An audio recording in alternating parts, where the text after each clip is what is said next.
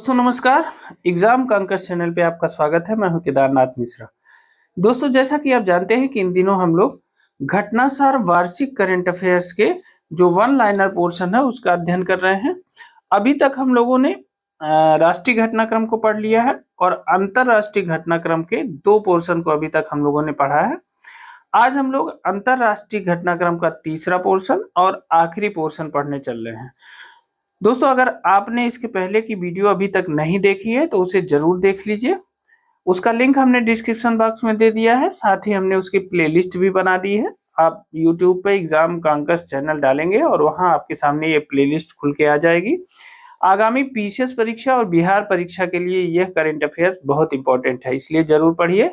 साथ ही दोस्तों अगर आप इस चैनल पे नए हैं तो इस चैनल को सब्सक्राइब कर लीजिए और हमारा टेलीग्राम और व्हाट्सएप चैनल भी ज्वाइन कर लीजिए, जहां परीक्षा संबंधी महत्वपूर्ण जानकारियां होती हैं और महत्वपूर्ण तथ्यों की पीडीएफ वहां उपलब्ध रहती है। तो चलिए आज के प्रश्नों की श्रृंखला शुरू करते हैं। घटनासार वार्षिक करंट अफेयर्स के तीसरे और आखिरी पोर्शन को पढ़ लेते हैं, ठीक है ना। तो चलिए आज का पहला पॉइंट है, पिछले दिनों अमेरिकी अंतरिक्ष एजेंसी नासा ने चंद्रमा पर किस नाम से पहला रेलवे स्टेशन को बनाने की घोषणा की है। देखिए अब नासा जो है चंद्रमा पर रेलवे सिस्टम को बनाने की घोषणा की है, रेलवे सिस्टम विकसित करने जा रहा है। तो उसने एक वो प्लान की घोषणा की है जिसका नाम है फ्लोट। फ्लोट का मतलब है flexible levitation on A track. इस मतलब प्लान के माध्यम से वह वहां पहला रेलवे सिस्टम बनाने जा रहा है। कौन? नासा। नासा चंद्रमा पर पहला रेलवे सिस्टम बनाने जा रहा है, ठीक है ना। नेक्स्ट, वर्ष 2027 में प्रस्तावित 11वें विश्व जल मंच की मेजबानी हाल ही में किस देश को सौंपी गई है? तो यह सौंपी गई है सऊदी अरब को। सऊदी अरब को वर्ष 2027 में होने वाले विश्व जल मंच की मेजबानी सौंपी गई है। इंपॉर्टेंट है, इसे याद रखिएगा। विश्व जल मंच 2027 की मेजबानी किसे सौंपी गई है? तो सऊदी अरब को सौंपी गई है और यह 11वां जो होगा 11वां सत्र होगा उसका विश्व जल मंच का, ठीक है ना। नेक्स्ट देखते हैं, नेपाल की वह महिला पर्वतारोही जिन्होंने मई 2024 में 13 दिन के अंदर माउंट एवरेस्ट पर 3 बार सफल चढ़ाई करने वाली दुनिया की पहली महिला पर्वतारोही बन गई हैं। तो वह है पूर्णिमा श्रेष्ठ। अब देखिए इस प्रश्न को ध्यान से पढ़िए कि यह नेपाल की महिला पर्वतारोही हैं और इन्होंने मई 2024 में 13 दिन के अंदर माउंट एवरेस्ट पर 3 बार सफल चढ़ाई की है, ठीक है ना। 13 दिन के अंदर 3 बार सफल चढ़ाई की और ऐसा करने वाली यह दुनिया की पहली महिला पर्वतारोही बन गई हैं। यह है पूर्णिमा श्रेष्ठ, ठीक है। तो नेपाल की महिला पर्वतारोही पूर्णिमा श्रेष्ठ ने 3 बार सफलता प्राप्त की एवरेस्ट पर चढ़ने में सिर्फ 13 दिन के अंदर, तो इसे याद रखिएगा। नेक्स्ट देखते हैं, मई 2024 में किस देश ने पर्यावरण की रक्षा में उल्लेखनीय योगदान देने वाले व्यक्तियों के लिए 10 वर्षीय ब्लू रेजिडेंसी वीजा की घोषणा की? जो पर्यावरण की रक्षा करता है उसमें योगदान देता है, उन व्यक्तियों के लिए 10 वर्षीय ब्लू रेजिडेंसी वीजा की व्यवस्था की गई है यूएई द्वारा, ठीक है। यूएई पर्यावरण के सुरक्षा में सहयोग देने वाले लोगों को 10 वर्ष का ब्लू रेजिडेंसी वीजा उपलब्ध कराएगा, इसकी घोषणा उसने की है, ठीक है ना। नेक्स्ट देखते हैं, मई 2024 में टाइम्स हायर द्वारा जारी यंग यूनिवर्सिटी रैंकिंग 2024 में किसे शीर्ष स्थान मिला है? तो मिला है नानयांग टेक्नोलॉजिकल यूनिवर्सिटी सिंगापुर को। टाइम्स हायर द्वारा जारी यंग यूनिवर्सिटी रैंकिंग, आप यह भी याद रखेंगे कि यंग यूनिवर्सिटी रैंकिंग किसके द्वारा जारी किया जाता है? तो यह टाइम्स हायर द्वारा जारी किया जाता है और वर्ष 2024 में इसमें शीर्ष स्थान मिला है नानयांग टेक्नोलॉजिकल यूनिवर्सिटी सिंगापुर को, ठीक है ना। नेक्स्ट देखते हैं, पिछले दिनों नेपाल ने अपने किस शहर को आधिकारिक तौर पर पर्यटन राजधानी घोषित किया है? तो पोखरा। एक नेपाल का एक शहर है पोखरा जिसे नेपाल ने अपनी पर्यटन राजधानी घोषित किया है और यह इंपॉर्टेंट है क्योंकि हमारे पड़ोसी देश की बात है।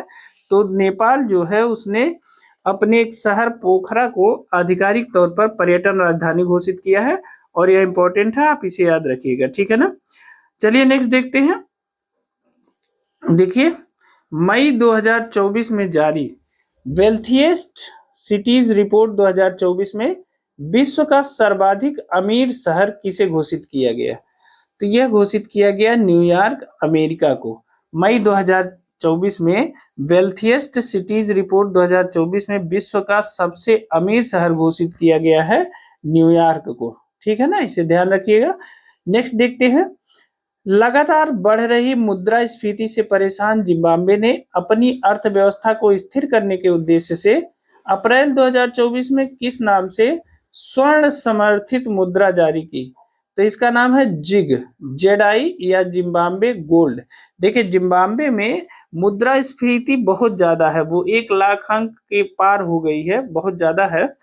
इसलिए वहां जो छोटी मुद्राएं हैं उनका कोई मतलब नहीं, बड़ी बड़ी मुद्रा छापी जा रही है।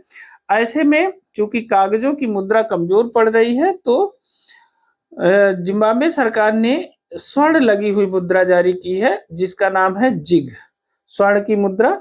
और जिग को कहते हैं जेडाई या जिम्बाब्वे गोल्ड के नाम से जाना जाता है। ठीक है ना, यह स्वर्ण से लगी हुई मुद्रा है, स्वर्ण की मुद्रा है, स्वर्ण मुद्रा जिसे कहते हैं। और जिम्बाब्वे सरकार द्वारा इसे जारी किया गया है ताकि वहां की मुद्रास्फीति जो इतनी ज्यादा है उसे स्थिर किया जा सके। ठीक है, तो अगर यह आपसे कोई पूछे कि स्वर्ण मुद्रा जारी करने वाला देश कौन सा है तो वह है जिम्बाब्वे, और उस मुद्रा का नाम है जिम्बाब्वे गोल्ड या जिग। ठीक है ना। नेक्स्ट देखते हैं, मई 2024 में नाटो के 6 सदस्य देशों Latvia, Lithuania, Estonia, Poland, Finland और नॉर्वे ने संयुक्त रूप से किस देश के विरुद्ध ड्रोन दीवार बनाने की घोषणा की है? ठीक है, तो यह है रूस। अब देखिए नाटो के 6 सदस्य देश हैं, और अब जैसे ही नाटो का नाम आएगा आप जान जाएंगे कि इसने दीवार बनाने के लिए घोषणा की है रूस के खिलाफ, क्योंकि जब यूक्रेन नाटो से मिलने जा रहा था तभी तो युद्ध की शुरुआत होती है। तो आप ऐसे ही याद कर लीजिए कि जो नाटो के सदस्य देश हैं तो वो ड्रोन दीवार बनाएंगे रूस के खिलाफ। ठीक, मैं उन देशों का नाम बता देता हूँ। एक है लातविया, फिर लिथुआनिया, फिर इस्टोनिया, पोलैंड, फिनलैंड और नॉर्वे। ये 6 देश हैं, इन्होंने संयुक्त रूप से रूस के विरुद्ध ड्रोन दीवार बनाने की घोषणा की है। ठीक है ना, तो इसे याद रखेंगे। वर्ष 2024 से 26 सत्र के लिए कोलंबो प्रोसेस की अध्यक्षता पहली बार में किस देश ने ग्रहण की है? तो यह ग्रहण किया है भारत ने। कोलंबो प्रोसेस की जो अध्यक्षता है वह पहली बार भारत ने ग्रहण किया है। अब आइए देखते हैं कि कोलंबो प्रोसेस क्या है। तो कोलंबो प्रोसेस एशियाई देशों के लिए विदेशी रोजगार और कॉन्ट्रेक्चुअल लेबर मैनेजमेंट के लिए एक क्षेत्रीय परामर्श प्रक्रिया है। ठीक है ना, क्या है? एशियाई देशों के लिए विदेशी रोजगार और कॉन्ट्रेक्चुअल लेबर मैनेजमेंट के लिए एक क्षेत्रीय परामर्श प्रक्रिया है जिसका उद्देश्य सदस्य देशों के बीच प्रवासी मजदूरों के हित को लेकर बातचीत करना है। ठीक है ना, तो कोलंबो प्रोसेस क्या है? यह जो है लेबर मैनेजमेंट के लिए प्रवासी मजदूरों के हित को लेकर एक बातचीत की प्रक्रिया है। ठीक है ना, उसके लिए जो सदस्य देश होते हैं वो आपस में परामर्श करते हैं। ठीक है ना। नेक्स्ट देखते हैं, 5 जून 2024 को मनाए गए विश्व पर्यावरण दिवस के वैश्विक समारोह की मेजबानी किस देश ने किया है? तो यह किया है सऊदी अरब ने। सऊदी अरब ने 5 जून 2024 को जो विश्व पर्यावरण दिवस मनाया गया है उसके वैश्विक समारोह की मेजबानी किया है, और ये मोस्ट इंपॉर्टेंट है, इसे बता दे रहा हूं अभी, आप इसे नोट कर लीजिएगा कि विश्व पर्यावरण दिवस के वैश्विक समारोह की मेजबानी किसने किया है? सऊदी अरब ने किया है। ठीक है ना। चलिए नेक्स्ट देखते हैं, वह देश जहां के चेतुमल खाड़ी में हाल ही में दुनिया का सबसे गहरा तामजाब ब्लू होल मिला है जिसकी गहराई 1380 फीट है, तो यह है मैक्सिको। फिर से देखिए प्रश्नों को, वह देश जहां की चेतुमल खाड़ी में हाल ही में दुनिया का सबसे गहरा तामजाब ब्लू होल मिला है उसकी गहराई 1380 फीट है, तो यह है मैक्सिको। तामजाब ब्लू होल किस देश में मिला है? तो मैक्सिको की चेतुमल खाड़ी में मिला है, ऐसे याद रखिएगा इसे। ठीक है ना। चलिए नेक्स्ट देखते हैं, देखिए अगला पॉइंट है, वर्ष 2025 में होने वाले 81वें अंतरराष्ट्रीय वायु परिवहन संघ IATA की वार्षिक आम बैठक की मेजबानी हाल ही में सौंपी गई है भारत को। वर्ष 2025 में जो 81वां अंतरराष्ट्रीय वायु परिवहन संघ की वार्षिक बैठक होने वाली है, उसकी मेजबानी भारत को सौंपी गई है। यह इंपॉर्टेंट है, इसे याद रखिएगा। अंतरराष्ट्रीय वायु परिवहन संघ की जो वार्षिक में वो बैठक होती है, वह 2025 में भारत की अध्यक्षता में संपन्न होगी। ठीक है ना, इसे इंपॉर्टेंट है, याद रखिएगा। नेक्स्ट है, वर्ष जून 2024 में किसने दुनिया के पहले ईवी बैटरी पासपोर्ट को लॉन्च करने की घोषणा की है? तो वह है वोल्वो कार्स। वोल्वो कार्स ने दुनिया के पहले ईवी बैटरी पासपोर्ट को लॉन्च करने की घोषणा की है। ठीक है ना, इसे याद रखिएगा। नेक्स्ट देखते हैं, 5 जून 2024 को किस रूसी अंतरिक्ष यात्री ने अंतरिक्ष में सबसे अधिक 1000 दिन समय तक रहने का विश्व रिकॉर्ड बनाया है? तो देखिए, ओलेग कोनोनेंको ने। ठीक है, यह रूसी अंतरिक्ष यात्री हैं और इन्होंने अब तक 1000 दिन तक रहने का विश्व रिकॉर्ड बना लिया है अंतरिक्ष में। इनका नाम है ओलेग कोनोनेंको। ठीक है, तो ओलेग कोनोनेंको रूसी अंतरिक्ष यात्री हैं और इन्होंने 1000 दिन तक अंतरिक्ष में रहने का विश्व रिकॉर्ड बनाया है। ठीक है ना, इसे याद रखिएगा। नेक्स्ट देखते हैं, वह देश जहां स्थित माउंट इबू ज्वालामुखी में 13 मई 2024 को विस्फोट हुआ, कौन सा देश है? तो इंडोनेशिया। इंडोनेशिया के माउंट इबू ज्वालामुखी में 13 मई 2024 को विस्फोट हुआ है। ठीक है, आपसे यह भी पूछा जा सकता है कि माउंट इबू ज्वालामुखी किस देश में स्थित है? तो वह इंडोनेशिया में स्थित है, इसे याद रखिएगा। ठीक है, इसमें हाल ही में विस्फोट हुआ है। नेक्स्ट देखते हैं, 9 मार्च 2024 को मुंबई में आयोजित मिस वर्ल्ड प्रतियोगिता 2024 की विजेता रही, कौन रही? चेक रिपब्लिक की क्रिस्टीना पिस्कोवा। मई 2024 में मिस वर्ल्ड प्रतियोगिता 2024 की विजेता थी चेक रिपब्लिक की क्रिस्टीना पिस्कोवा। ठीक है ना, क्रिस्टीना पिस्कोवा मिस वर्ल्ड है 2024 की और यह चेक रिपब्लिक की रहने वाली है। नेक्स्ट देख लेते हैं, उत्तरी यूरोप में स्थित किस नार्डिक देश को 7 मार्च 2024 को नाटो के 32वें सदस्य देश के रूप में शामिल किया गया है? तो यह है स्वीडन। स्वीडन एक नार्डिक देश है और इसे नाटो के 32वें सदस्य के रूप में शामिल किया गया है। और आप जानते हैं कि स्वीडन उत्तरी यूरोप में स्थित है और यह इंपॉर्टेंट है। आपसे सिर्फ इतना पूछा जाएगा कि नाटो का 32वां सदस्य कौन सा देश बना है? तो वह बना है स्वीडन। इंपॉर्टेंट है, ठीक है ना, क्योंकि नाटो भी इस समय चर्चा में रहता है। नेक्स्ट देखते हैं, 5 मार्च 2024 को किस देश में गर्भपात कराने को संवैधानिक अधिकार बना दिया गया है? ठीक है, 5 मार्च 2024 में को किस देश में गर्भपात कराने को संवैधानिक अधिकार बना दिया गया है तथा संविधान में यह अधिकार जोड़ने वाला वह दुनिया का ऐसा पहला देश बन गया है? तो यह है फ्रांस। फ्रांस में जो है गर्भपात को एक संवैधानिक अधिकार के रूप में संविधान में दर्ज कर दिया गया है और ऐसा करने वाला वह दुनिया का पहला देश है। इंपॉर्टेंट है, इसे याद रखिएगा कि गर्भपात को संवैधानिक मान्यता देने वाला पहला देश है दुनिया का फ्रांस। ठीक है, नेक्स्ट देखते हैं, मार्च 2024 में प्रस्तुत आंकड़ों के अनुसार दुनिया की सबसे कम प्रजनन दर किस देश में दर्ज की गई है? तो यह दर्ज की गई है दक्षिण कोरिया में। दुनिया की सबसे कम प्रजनन दर किस देश में दर्ज की गई है? तो दक्षिण कोरिया में दर्ज की गई है दुनिया की सबसे कम प्रजनन दर। मोस्ट इंपॉर्टेंट है, आप इसे याद रखेंगे। दुनिया की सबसे कम प्रजनन दर किस देश में दर्ज की गई है? तो दक्षिण कोरिया में। ठीक है ना, नेक्स्ट देखते हैं, विश्व की किस पहली यात्री विमानन कंपनी ने पहली एआई एयर होस्टेस की समा 2.0 नाम से मार्च 2024 में प्रस्तुत किया? तो यह है कतर एयरवेज ने। आपने प्रश्न समझा?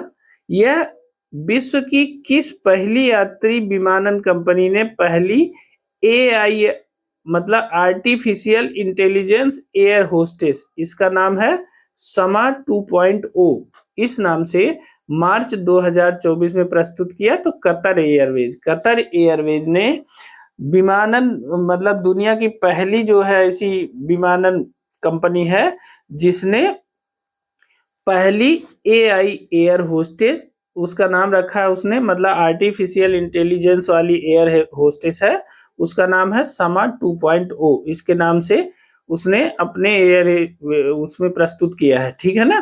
तो यह विश्व की किस पहली यात्री विमानन कंपनी ने पहली एआई एयर होस्टेस समा 2.0 नाम से मार्च 2024 में प्रस्तुत किया? तो कतर एयरवेज ने, ठीक है ना। नेक्स्ट देखते हैं, मार्च 2024 में माइक्रोसॉफ्ट और ओपन एआई द्वारा किस नाम से एआई सुपर कंप्यूटर विकसित करने की घोषणा की गई है? तो स्टारगेट सुपर कंप्यूटर। माइक्रोसॉफ्ट द्वारा और ओपन एआई द्वारा इस नाम से एआई सुपर कंप्यूटर विकसित करने, मतलब आर्टिफिशियल इंटेलिजेंस एआई से आशा है। जहां भी एआई बोला जाए वहां आप इसे आर्टिफिशियल इंटेलिजेंस ही समझें।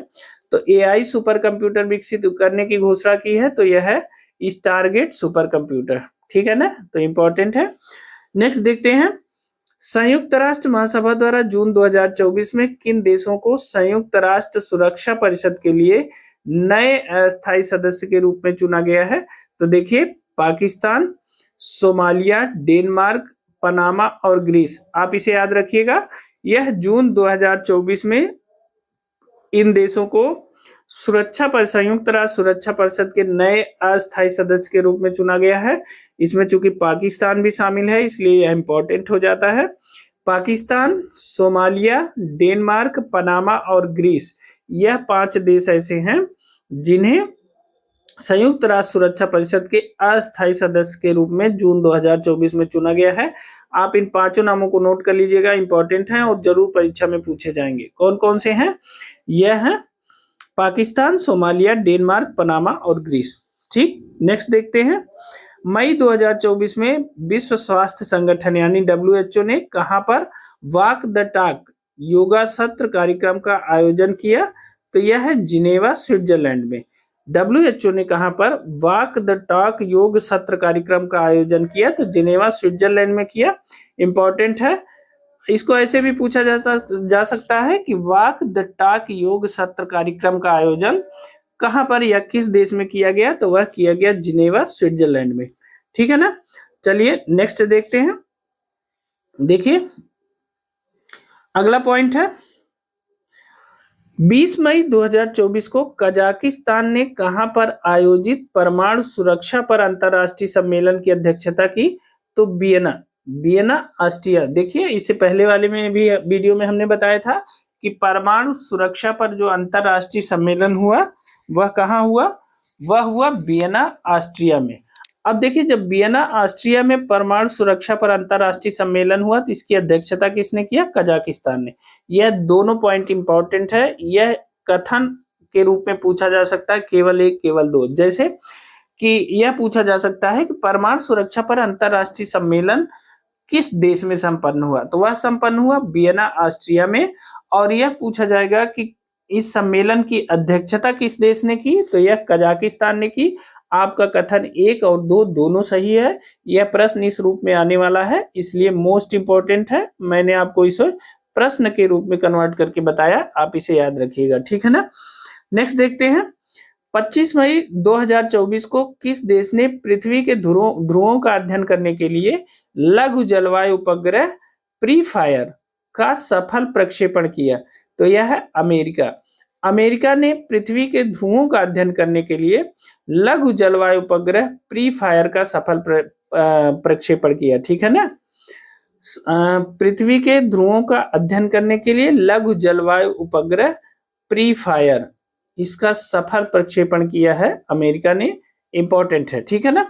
नेक्स्ट देखते हैं, दक्षिण कोरिया ने 2045 तक मंगल ग्रह पर पहुंचने की योजना के साथ अंतरिक्ष अन्वेषण पर 100 ट्रिलियन वॉन यानी 72.6 बिलियन डॉलर के निवेश की घोषणा के साथ किस नाम से अपनी अंतरिक्ष एजेंसी की घोषणा हाल ही में की? तो यह है Korea aerospace administration. Korea aerospace administration. देखिए, दक्षिण कोरिया ने 2045 तक मंगल ग्रह पर पहुंचने की योजना बनाई है और उसने अपने अंतरिक्ष अन्वेषण पर 100 ट्रिलियन वॉन या 72.6 बिलियन डॉलर के खर्च करने की घोषणा की है, ठीक है। और इसके साथ साथ उन्होंने क्या किया? एक अंतरिक्ष एजेंसी भी बना ली अपनी, उसका नाम है कोरिया एरोस्पेस एडमिनिस्ट्रेशन, ठीक है ना।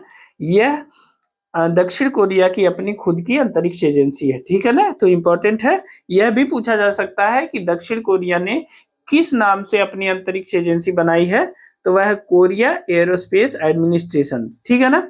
नेक्स्ट देख लेते हैं, दुनिया का सबसे लंबा पैदल यात्री suspension bridge of national unity, bridge of national unity 4 जून 2024 को कहां खोला गया, तो यह खोला गया हंगरी में। दुनिया का सबसे लंबा पैदल यात्री सस्पेंशन ब्रिज, इसको नाम दिया गया है ब्रिज ऑफ नेशनल यूनिटी, और यह खोला गया है हंगरी में। इंपॉर्टेंट है, ब्रिज ऑफ नेशनल यूनिटी या दुनिया का सबसे लंबा पैदल यात्री सस्पेंशन ब्रिज किस देश में खोला गया है, तो हंगरी में खोला गया है, ठीक है ना। नेक्स्ट देखते हैं, अमेरिका की पहली निजी कंपनी इंटुएटिव मशीन्स द्वारा निर्मित वह लैंडर जो 22 फरवरी 2024 को चांद के दक्षिणी ध्रुव पर उतरने में सफल हुआ, वह लैंडर ओडिसियस। यह अमेरिका की पहली निजी कंपनी है इंटुएटिव मशीन्स। इसने एक लैंडर का निर्माण किया था जो चंद्रमा के दक्षिणी ध्रुव पर उतरने में सफल हुआ है। उस लैंडर का नाम है लैंडर ओडिसियस, ठीक है ना, इसे याद रखेंगे। नेक्स्ट है, 12 से 17 फरवरी 2024 के बीच प्रवासी प्रजाति संरक्षण सम्मेलन यानी CMS COP14 का आयोजन कहाँ किया गया, तो यह समरकंद उज्बेकिस्तान में। प्रवासी प्रजाति संरक्षण सम्मेलन इंपॉर्टेंट है, याद रखिएगा, प्रवासी प्रजाति संरक्षण सम्मेलन या CMS COP14 का आयोजन किया गया है समरकंद उज्बेकिस्तान में, ठीक है ना। नेक्स्ट देखिए, फरवरी 2024 में कहा 60वें म्यूनिक सुरक्षा सम्मेलन का आयोजन किया गया, तो यह जर्मनी में आयोजित किया गया म्यूनिक सुरक्षा सम्मेलन। 60वां म्यूनिक सुरक्षा सम्मेलन कहाँ आयोजित किया गया, तो जर्मनी में, ठीक है ना। चलिए नेक्स्ट देखते हैं, देखिए 16 से 19 फरवरी 2024 तक विश्व सामाजिक मंच के 16वें सम्मेलन का आयोजन कहाँ किया गया, तो यह किया गया काठमांडू नेपाल में। विश्व सामाजिक मंच के 16वें सम्मेलन का आयोजन कहाँ किया गया है, तो काठमांडू नेपाल में किया गया है, इंपॉर्टेंट है, ठीक है ना। विश्व सामाजिक मंच के 16वें सम्मेलन का आयोजन काठमांडू नेपाल में किया गया। नेक्स्ट देख लेते हैं, फरवरी 2024 में किसे हेग स्थित अंतरराष्ट्रीय न्यायालय का अध्यक्ष चुना गया, तो वह चुना गया जस्टिस नवाफ सलाम, ये लेबनान के हैं। इंपॉर्टेंट है, याद रखिएगा, हेग स्थित अंतरराष्ट्रीय न्यायालय का अध्यक्ष कौन बना है, जस्टिस नवाफ सलाम, और यह लेबनान के रहने वाले हैं, मोस्ट इंपॉर्टेंट है, ठीक है ना।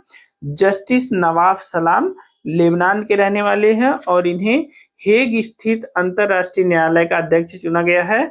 यह मोस्ट इंपॉर्टेंट है, यह प्रश्न आने वाला है, ठीक है ना।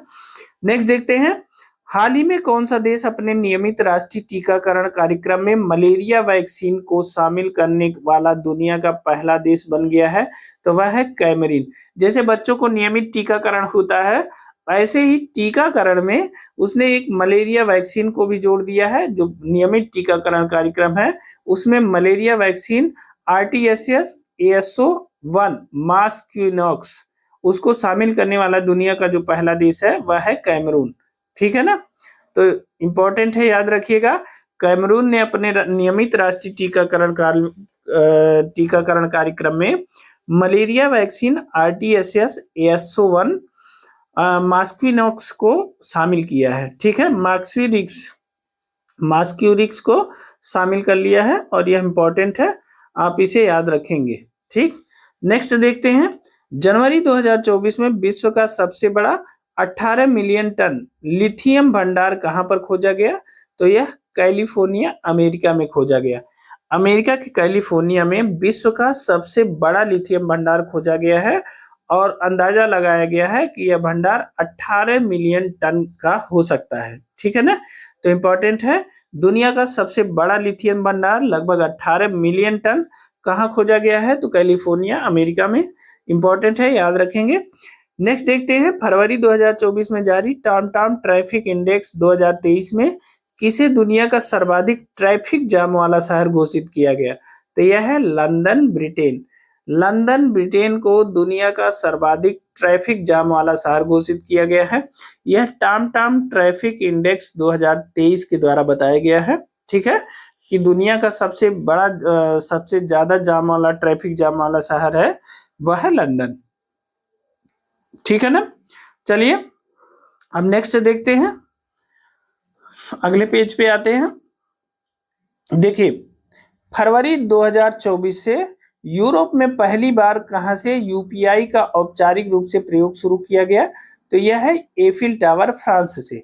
देखिए, फरवरी 2024 में मोदी जी गए थे वहां, और वहीं से यूरोप में पहली बार यूपीआई का औपचारिक रूप से प्रयोग शुरू किया गया। एफिल टावर के सामने से उन्होंने एक पोज भी दिया था। वहां से पहली बार यूपीआई का प्रारंभ किया गया। कहां से? एफिल टावर, फ्रांस से। मतलब यूरोप में पहली बार यूपीआई का जो औपचारिक रूप से प्रयोग हुआ वो कहां से हुआ? एफिल टावर, फ्रांस से शुरू किया गया था। ठीक है ना। नेक्स्ट देखते हैं, श्रीलंका के 76वें स्वतंत्रता दिवस समारोह यानी 4 फरवरी में हिस्सा लेने के लिए कौन सी भारतीय पनडुब्बी ने कोलंबो बंदरगाह की यात्रा की? तो आईएनएस करेंज। आईएनएस करेंज ने श्रीलंका के 76वें स्वतंत्रता दिवस समारोह में हिस्सा लिया और यह कोलंबो बंदरगाह तक अपनी यात्रा की इसने। ठीक है ना। तो अगर पूछा जाए कि श्रीलंका के स्वतंत्रता दिवस में जाने वाला जो भारतीय पनडुब्बी है वो कौन सी है? वो है आईएनएस करेंज। ठीक है ना। नेक्स्ट देख लेते हैं, स्विट्जरलैंड के दावोस में 15 से 19 जनवरी 2024 को आयोजित विश्व आर्थिक मंच की 54वीं वार्षिक बैठक का केंद्रीय विषय था। तो यह है विश्वास का पुनर्निर्माण। ठीक है ना। देखिए, स्विट्जरलैंड के दावोस में 15 से 19 जनवरी 2024 को आयोजित विश्व आर्थिक मंच की जो 54वीं वार्षिक बैठक थी, उसका केंद्रीय विषय था विश्वास का पुनर्निर्माण, रीबिल्डिंग ट्रस्ट। ठीक है। तो सबसे पहले ये जानिए कि विश्व आर्थिक मंच की जो 54वीं वार्षिक बैठक हुई वो कहाँ हुई? तो स्विट्जरलैंड के दावोस में हुई, और इसका जो केंद्रीय विषय था वो क्या था? विश्वास का पुनर्निर्माण। तो इन दोनों फैक्ट को एक साथ याद रखिए, रीबिल्डिंग ट्रस्ट था। ठीक है ना। नेक्स्ट देखते हैं, किन देशों ने 1 जनवरी 2024 को आधिकारिक तौर पर ब्रिक्स की सदस्यता ग्रहण की? तो ब्रिक्स की सदस्यता 1 जनवरी 2024 में किसने ग्रहण की? मिस्र, इथियोपिया, ईरान, सऊदी अरब और संयुक्त अरब अमीरात। तो कितने देशों ने ग्रहण की? मिस्र, इथियोपिया 2, ईरान 3, सऊदी अरब 4 और संयुक्त अरब अमीरात 5। तो 5 देशों ने ब्रिक्स की सदस्यता ग्रहण की है। ठीक है ना। इससे पहले ब्रिक्स में कितने देश थे? तो ब्राजील था, रसिया था, इंडिया था, चाइना था और साउथ अफ्रीका था। तो 5 देश पहले से थे, और मिस्र, इथियोपिया, ईरान, सऊदी अरब और संयुक्त अरब अमीरात 5 देश और आ गए।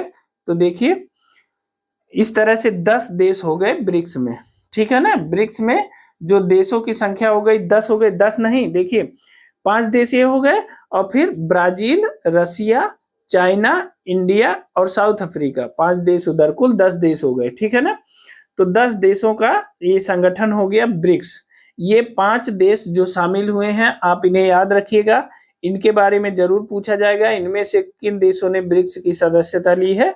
तो इन्हीं पांच देशों ने सदस्यता ली है। तो इस प्रकार ब्रिक्स के कुल कितने देश हो गए हैं? 10 देश हो गए हैं। ठीक है ना। चलिए नेक्स्ट देखते हैं। देखिए, जनवरी 2024 में युगांडा के कंपाला में आयोजित 19वें गुट निरपेक्ष आंदोलन नॉन अलाइंड मूवमेंट नाम शिखर सम्मेलन 2024 की थीम थी deepening cooperation for shared global affluence. ठीक है, साझा वैश्विक समृद्धि के लिए सहयोग को गहरा करना।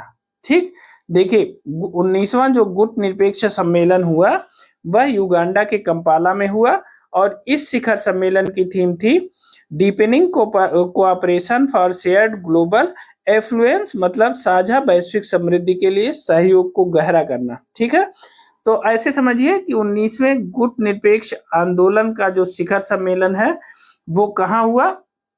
वह हुआ युगांडा के कंपाला में। ठीक, और उसकी थीम थी साझा वैश्विक समृद्धि के लिए सहयोग को गहरा करना। ठीक है ना। चलिए नेक्स्ट देखते हैं। पिछले दिनों डिजिटल सेजन वीजा जारी करने वाला पहला यूरोपीय देश बना, तो वह बना फ्रांस। डिजिटल सेजन वीजा जारी करने वाला पहला यूरोपीय देश कौन सा बना? फ्रांस बना। ठीक है, नेक्स्ट देखते हैं। किस चीनी स्टार्टअप ने जनवरी 2024 में दुनिया की पहली परमाणु बैटरी का अनावरण किया? तो यह है बेटा वोल्ट। बेटा वोल्ट ने दुनिया की पहली परमाणु बैटरी का अनावरण किया है, बहुत इंपॉर्टेंट है, ठीक है ना। किस चीनी स्टार्टअप ने जनवरी 2024 में दुनिया की पहली परमाणु बैटरी का अनावरण किया है? तो वह है बेटा वोल्ट, ठीक है ना, इंपॉर्टेंट है। नेक्स्ट देखते हैं, जनवरी 2024 में किस मुस्लिम देश द्वारा महदा, कैहान 2 और हत्फ 1 नामक 3 उपग्रहों का सफल प्रक्षेपण किया गया? तो यह है ईरान। देखिए, ईरान ने जनवरी 2024 में 3 उपग्रहों का सफल प्रक्षेपण किया है। यह उपग्रह है महदा, दूसरा है कैहान 2 और तीसरा है हत्फ 1। ये जो है 3 उपग्रहों का प्रक्षेपण ईरान ने जनवरी 2024 में किया है, ठीक है। तो दोस्तों, ये थे हमारे जो घटनासार वार्षिक करंट अफेयर्स के वन लाइनर का अंतरराष्ट्रीय वाला हिस्सा था, उसको अभी तक हम लोगों ने पढ़ लिया है। इसके पहले 2 वीडियो इसकी हमने अपलोड की है, ये हमारी उसकी तीसरी वीडियो है। तो ये अंतरराष्ट्रीय घटनाक्रम समाप्त होता है। अब अगला जो पोर्शन है वह आर्थिक घटनाक्रम है। चूंकि करंट अफेयर्स को थोड़ा थोड़ा पढ़ने पे आसानी रहेगी, अभी हमारे पास समय है, तो इसलिए हम लोग थोड़ा थोड़ा ही पढ़ेंगे। तो अब हम अगली वीडियो में आर्थिक घटनाक्रम के बारे में चर्चा करेंगे और उसके बारे में पढ़ेंगे। तो आज के लिए इतना ही दोस्तों ये वीडियो आपको कैसी लगी हमें कमेंट करके जरूर बताइएगा, और वीडियो पसंद आई हो तो एक लाइक जरूर करिएगा। और हाँ दोस्तों, अगर आप इस चैनल पे नए हैं तो इस चैनल को सब्सक्राइब कर दीजिए, साथ ही बेल आइकन भी दबा दीजिए ताकि कोई भी नई अपडेट वो सबसे पहले आपको मिले। तो आज के लिए इतना ही, मिलते हैं अगली वीडियो में कुछ नए तथ्यों के साथ। तब तक के लिए स्वस्थ रहिए, मस्त रहिए, मेहनत से पढ़ते रहिए। बहुत बहुत